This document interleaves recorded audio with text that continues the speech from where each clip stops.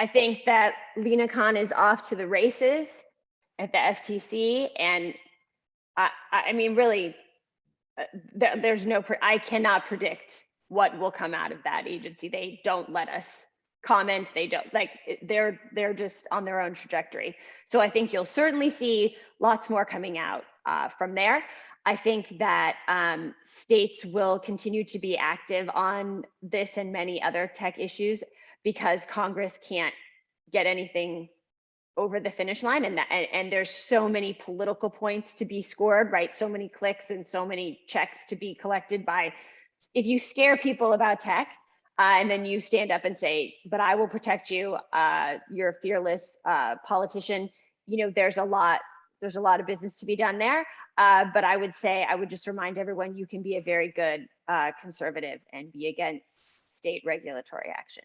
In fact, I encourage you to be against it in this situation. That's why we started all over with a brand new constitution, because we tried that with the Articles of Confederation and it was a mess. Let's not try it again. That's why we have federal preemption. It's awesome. Now, of course, you can't get federal preemption because, once again, Congress can't get anything done. And if it were to move something like that, it would get a whole bunch of terrible things attached to it that I'm sure companies like Epic would spend a ton of money lobbying for. So there's a little bit of a uselessness to the whole cycle. I'm not sure how much will actually get instituted in law, because if you look at what's happening in the courts aren't really buying it yet, right? The Epic Apple case, the Facebook case being thrown out, now refiled. But the market definition is a problematic aspect for the other side of this, right? They have to prove that there's monopoly power and then prove that it's being abused. And you can't get to those numbers in a lot of these cases. There's just not the percentage to say that these groups are monopolies or that they're harming consumers. So I think that there'll be continued attempts, and globally we've already seen Korea first to move, first out of the gate on the App Store laws. So I think that's an interesting test case to see how Apple reacts to that. What do they do? And France is super into it. If that is not a red flag for anyone on the fence in this issue, France is super into this idea and has been, for years.